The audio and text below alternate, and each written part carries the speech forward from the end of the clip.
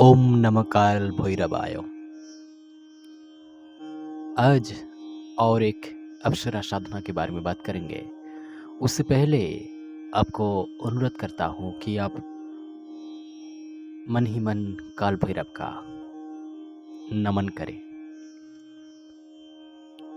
आज जो अप्सरा के बारे में बात करेंगे, अप्सरा सिद्धि के बारे में बात करेंगे, उसके साधना के समय और पद्धति के बारे में बात करेंगे। उस अप्सरा का नाम है मृगाक्षी अप्सरा।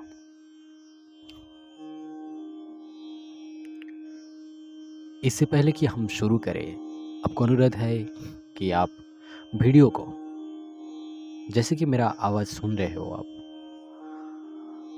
इसको स्किप ना करें, अर्थात रुक रुक कर ना सुने, काट काट कर वीडियो को ना सुने, ताकि कोई भी पद्धति, कोई भी बात आपको समझने में अधूरी रह जाएगी और आपको समझने में समस्या होगा और आपको साधना में विघ्न होगा, साधना पूरी नहीं होगा।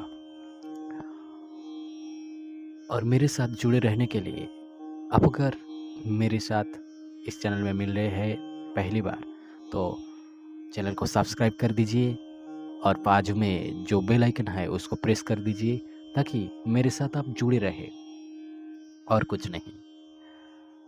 आप साधना में सिद्धि प्राप्त करें, यही मैं भगवान से प्रार्थना करता हूँ और मेरा आशा है कि आप कर पाएंगे। इसके लिए क्या क्या ज़रूरत है, क्या क्या चाहिए, क्या विधि मानना पड़ेगा, इसके बारे में सब मैं बात करूँगा। पर आपको वीडियो में बिना स्किप किए पूरा जुड़ा रहना पड़ेगा, ताकि सब बात समझ में आए। देखिए, अप्सरा सिद्धि प्राप्त करना किसी भी दृष्टि से अमान्य और अनैतिक नहीं है। उच्च कोटि के जगियों, सन्यासियों, ऋषियों और देवताओं तक ये अप्सरा और किन्नरियों साधना की है। यूँ तो मंत्र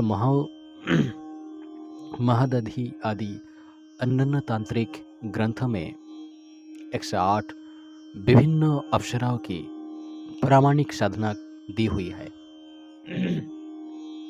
और उनमें से कई अप्सराओं की साधनाएं साधक ने सिद्ध की भी है और उसका लाभ उठाया है। पर हमें सुरति प्रिया वर्ग की अप्सरा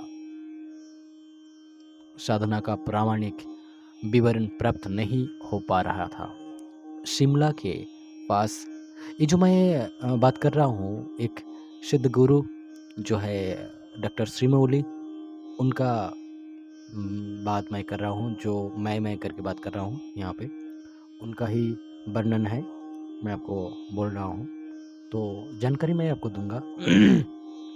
ये मत समझिए कि ये बात मैं कर रहा हूँ। एक उच्च कोटि के गुरुदेव है जिनका वचन मैं आपको बोल रहा हूँ। शिमला के पास चैल नाम का एक स्थान है, जो कि प्रकृति की दृष्टि से अत्यंत रमणीय और प्रसिद्ध स्थान है, जिसे महाराज पटियाला ने बसाया था।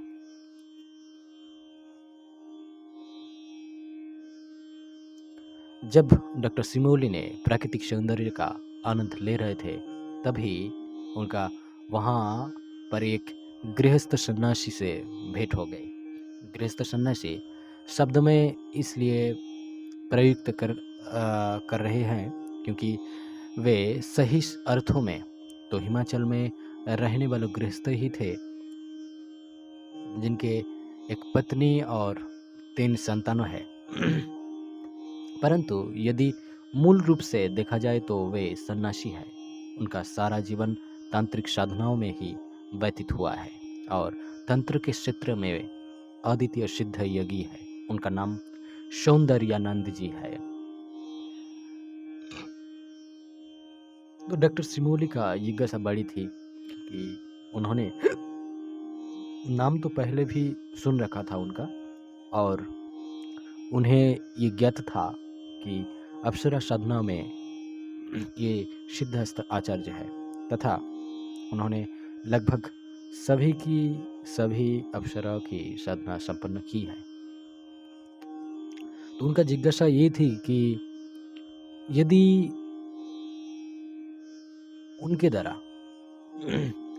सुरति प्रिया अप्सरा साधना की जानकारी और साधना रहस्य ज्ञात हो जाए तो ये काफी महत्वपूर्ण कार्य होगा। वास्तव में देखा जाए तो साधनात्मक ग्रंथों ने न केवल अप्सरा साधना के विषय में वर्णन किसी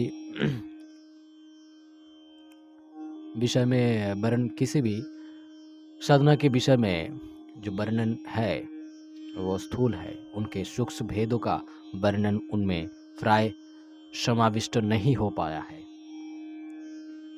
जैसे कि मैं यहाँ पे वर्णन कर रहा हूँ, ये स्थूल विवरण है, इसका सूक्ष्म विवरण पाने के लिए आपको अपेक्षा करना पड़ेगा।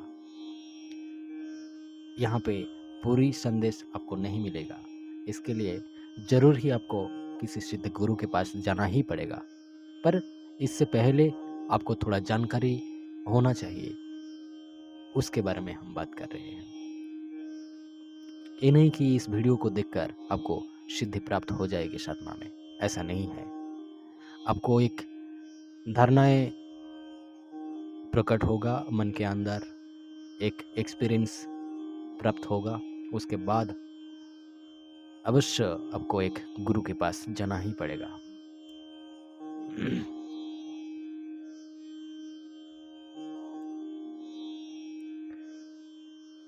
प्राचीन काल में अनेक विद्याएं केवल गुरु मुख से ही शिष्यों में परावर्तित होती है। उनके लिपिबद्ध करने के विषय में चिंतन ही नहीं किया गया है। साथ ही ये भी कारण हो सकता है कि कुछ स्वार्थी प्रकृति के व्यक्तियों ने साधना की पद्धतियों को केवल अपनी पारिवारिक संपत्ति ही समझा। कारण कुछ भी रहा हो, लेकिन उसे हानि तो सर्व सामान्य की ही हुई है। अप्सरा साधना के साथ भी यही हुआ है कि उन्हें अश्लीलता, औछेपन, कामना वासना का प्रवर्धन करने वाली साधनाएं समझ लिया गया, जबकि वस्तु स्थिति तो उसके सर्वथा विपरीत है। सुरति प्रिया एक अप्सरा का भी नाम है और अप्सराओं के एक वर्गों का भी नाम है। जैसे कैटेगरी होते हैं, मृगाक्षी इसी सुरति प्रिया वर्ग का ही एक शीर्षस्थ नायिका है। ध्यान से सुनिएगा मेरा बात को। सुरति प्रिया का सीधा सा तात्पर्य है कि जो रति प्रिया हो। सुरति अर्थात सुंदर रति प्रिया। रति प्रियो शब्द का यदि सामान्य अर्थ लगाए तो वो वासनात्मक ही होता है, किंतु इसी रति प्रिया शब्द में सु लगाकर ये स्पष्ट करने का प्रयास किया गया है कि ऐसी क्रीड़ा जो शालीन हो, सुसभ्य हो, आनंदप्रद हो, और ऐसा तो तभी संभव हो सकता है जब साधक स्वयं शिष्ट हो, शालीन हो, सुसभ्य हो, अर्थात मन में हिंसा, क्रोध, कामना वासना की प्रबल लालसा ये सब ना रहे। उसे वो कला आती हो कि कैसे किसी स्त्री से वासनात्मक बिंबों को प्रकट किए बिना ही मधुर वार्तालाप किया जा सकता है, कैसे वो मधुर नोकझोंक की जा सकती है जो किसी प्रेमी व प्रेमिका के मध्य सदैव चलती रहने वाली क्रीड़ा होती है। मृगाक्षी तो संपूर्ण रूप से प्रेमिका ही होती है, मधुर ही होती है, अपने साधक को रिझाने की कला जानती है, उसे तनाव मुक्त करने के उपाय सृजित करती रहती है, उसे चिंता मुक्त बनाए रखने के प्रयास करती रहती है, तभी तो सन्यासियों के मध्य मृगाक्षी से अधिक लोकप्रिय कोई भी अप्सरा ही है ही नहीं। मतलब कि आपको यहाँ पे समझना चाहिए कि आप अगर कोई तनाव में है, कोई टेंशन में है, कोई डिप्रेशन में है, तो वो डिप्रेशन दूर करने के लिए सदैव प्रचेष्टा करते हैं और आपका मन में आनंद और शांति का प्रवाह खिलाने के लिए सदैव चेष्टा करते हैं। साधकों को ये जिज्ञासा हो सकती है कि कैसे एक ही अप्सरा अनेक अनेक सन्यासियों के मध्य उपस्थित रह सकती है। इसके प्रत्युत्तर के लिए ध्यान रखना चाहिए कि अप्सरा मूलतः देव वर्ग में आती है, जो वर्ग अपने स्वरूप को कई कई रूपों में विभक्त कर सकती है। यहाँ पे आप समझ लीजिए कि आपको लगता होगा कि एक ही समय में, एक ही दिन में कई कई जगहों में साधना कई साधक कर रहे होंगे। तो अगर साधक सच्चे मन से कर रहे तो कई साधकों को एक ही साथ या तो एक ही दिन में सिद्ध हो रहे हैं। तो एक ही अप्सरा कैसे अलग अलग अप्सराओं में अलग अलग साधक के पास जाकर उनको सिद्ध हो रहे हैं।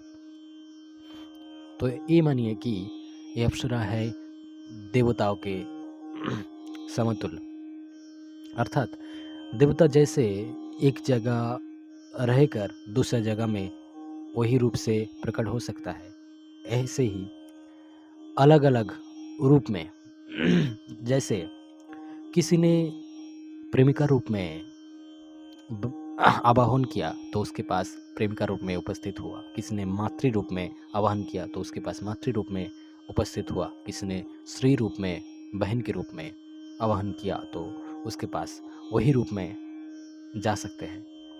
कई जगहों में 100 हजारों करोड़ों लोगों के पास जा सकते हैं एक ही वक्त में।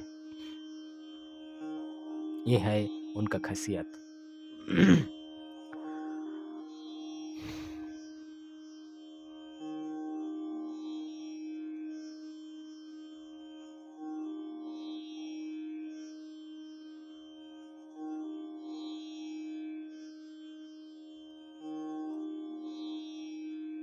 इसके बाद डॉक्टर श्रीमौली का जिद बढ़ गया, मन में इच्छा बढ़ गया कि वो इस अप्सरा को साधना में प्राप्त करेंगे।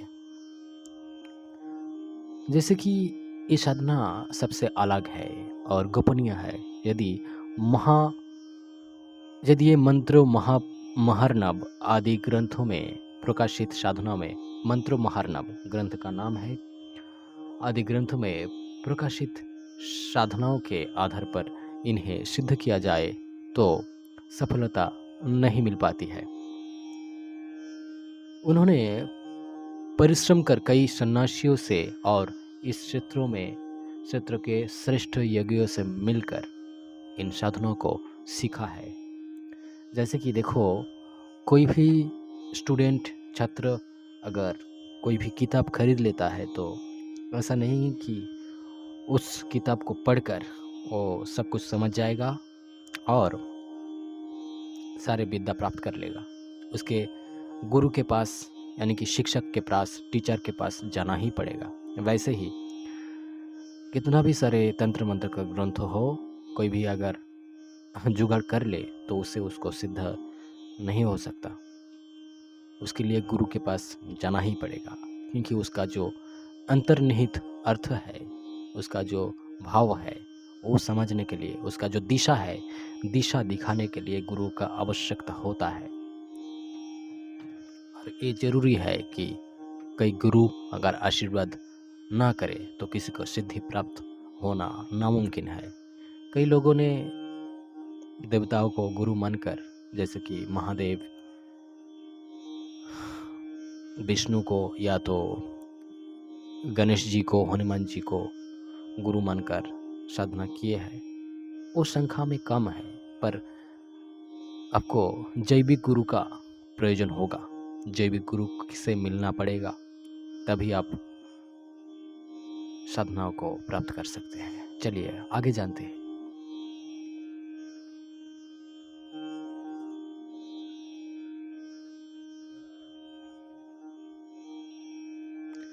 अप्सरा साधना सिद्ध करने से व्यक्ति निश्चित और प्रसन्न चित्त बना रहता है। उसे अपने जीवन में मानसिक तनाव व्यक्त नहीं होता।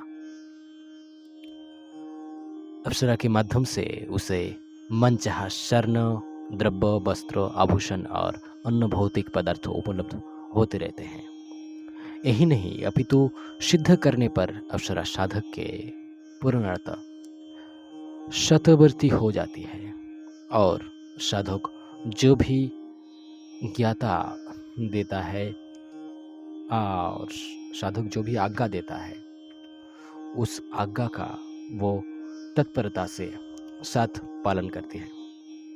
साधक के चाहने पर वो सशरीर उपस्थित होती है। इस सूक्ष्म रूप से साधक की आंखों के सामने वो हमेशा बनी रहती है।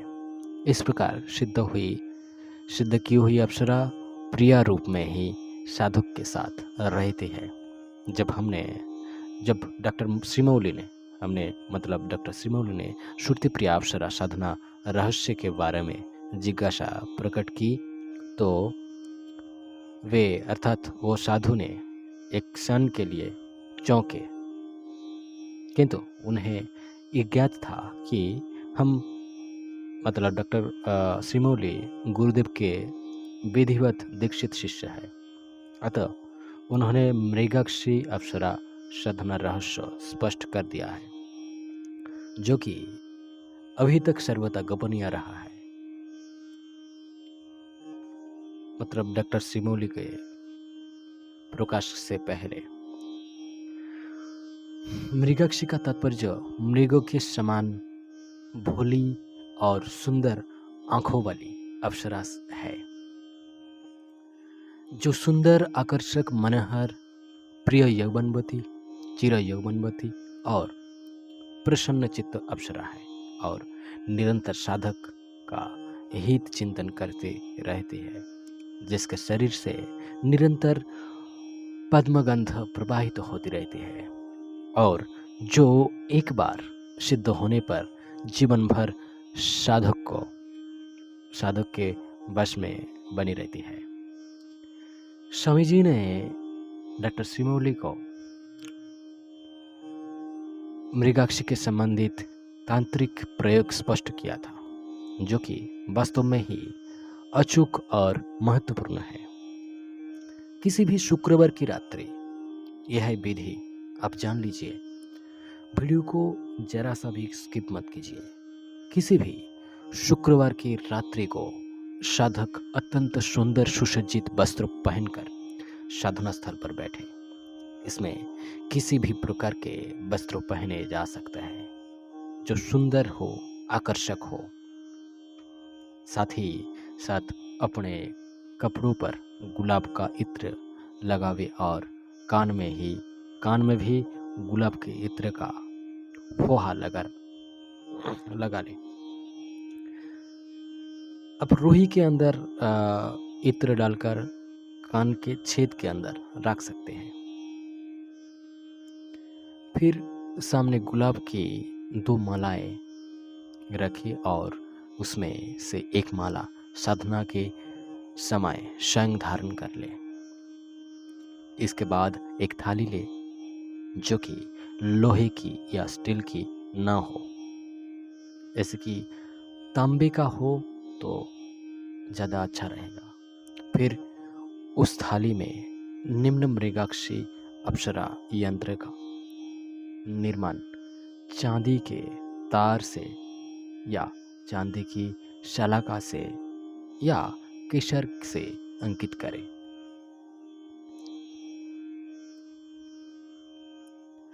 मृगाक्षी अप्सरा का यंत्र जो है वो मैं आपको बताऊंगा, पर इस वीडियो में नहीं। इसको प्राप्त करने के लिए आपको मुझे इंस्टाग्राम पर मैसेज करना पड़ेगा। मैसेज करके मुझे बोलना पड़ेगा कि आप कौन हैं और आप क्यों प्राप्त करना चाहते हैं और आप किसी गुरु से दीक्षित हो या नहीं, ये मुझे बोलना पड़ेगा। उसके बाद मैं यंत्र आपको छवि के रूप में दे दूंगा। उसी यंत्र को आपको पात्र के अंदर चांदी के सलाखा के द्वारा बनाना पड़ेगा। फिर उस पात्रों में पहले से ही सिद्ध किया हुआ दिव्य तेजस्वी मृगाक्षी अप्सरा महायंत्र स्थापित करना पड़ेगा, जो कि पूर्ण मंत्र सिद्ध, प्राण प्रतिष्ठित, चैतन्य और सिद्ध हो। देखिए, ये यंत्र किसी गुरु द्वारा सिद्ध किए हुए और प्राण प्रतिष्ठित होना चाहिए।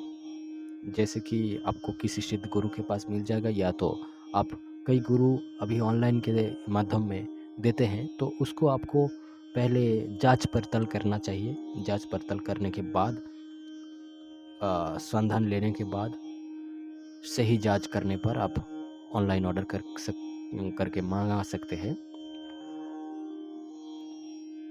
तो मैं कोशिश करूँगा कि मैं भी प्रोवाइड करने का, अभी संभव नहीं है, कुछ महीना बाद मैं इच्छा है कि ये आप लोगों को प्रोवाइड करा दूंगा। 6 महीने, 8 महीने, 10 महीने कब कर पाऊँगा मुझे पता नहीं, पर मुझे इच्छा है ये करने का। मुझे इसके लिए कुछ प्रस्तुति करना पड़ेगा, उसके बाद ये संभव है।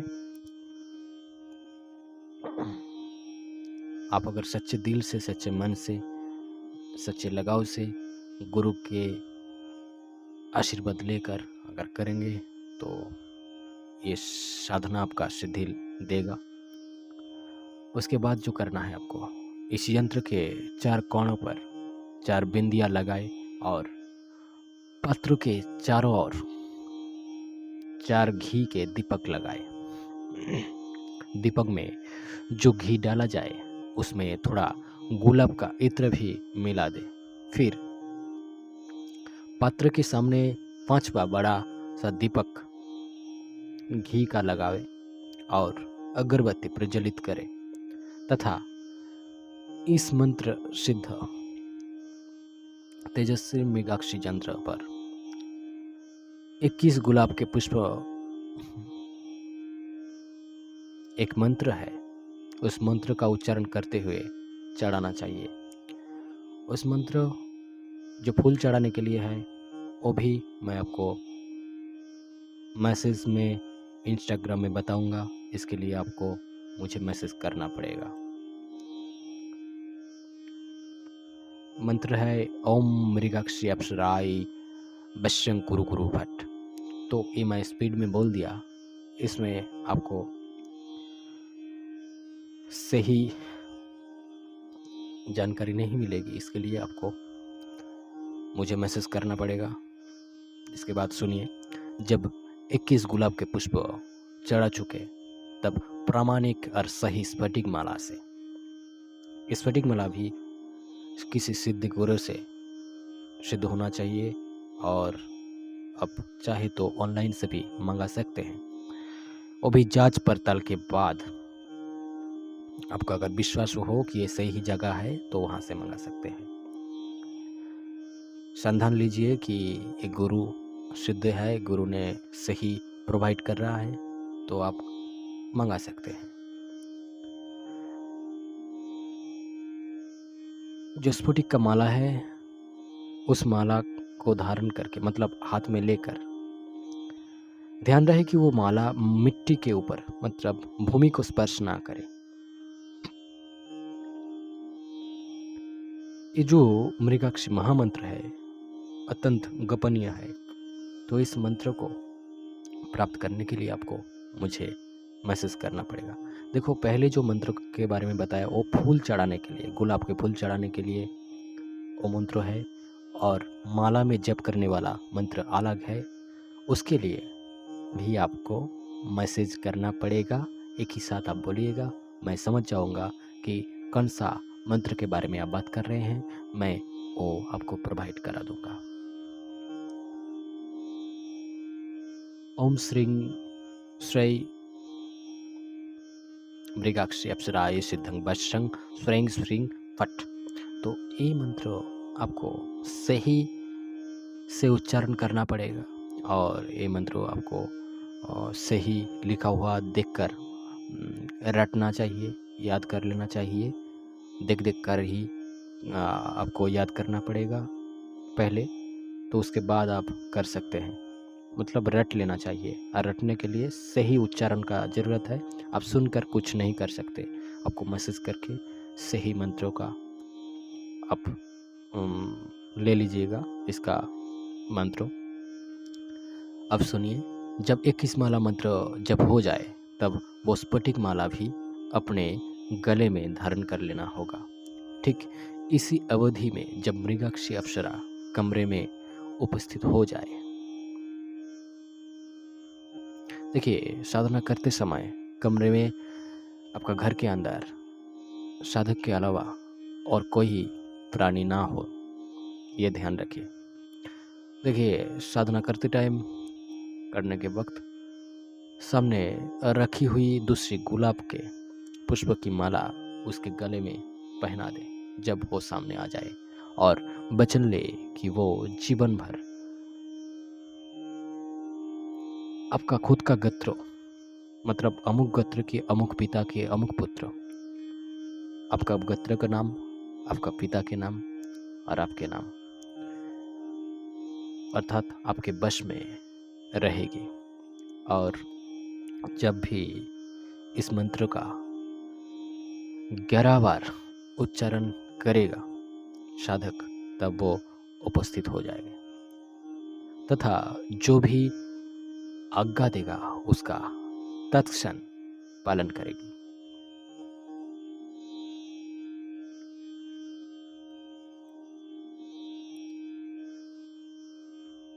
तो नमस्ते दोस्तों, आपको इसके बारे में, इस साधना के बारे में जानकर खुशी हुई होगी, और मुझसे जुड़े रहने के लिए आप चैनल को सब्सक्राइब कर दीजिए। मुझे पता चल जाएगा कि आप सब्सक्राइब कर रहे हो कि नहीं।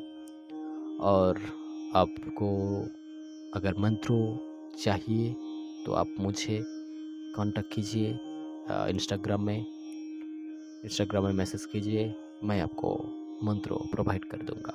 मन में देखिए, मन में स्वच्छ धारणा रखिए, भक्ति रखिए और गुरु को मानिए। गुरु के बिना आपको साधन सिद्ध नहीं हो सकता। और भगवान के विश्वास रखिए, और इस साधना के ऊपर विश्वास रखना जरूरी है। साधना के ऊपर विश्वास नहीं रखेंगे तो आपका साधना सिद्ध नहीं हो सकता। थोड़ा सा भी गलती आपके लिए साधना भंग कर सकती है।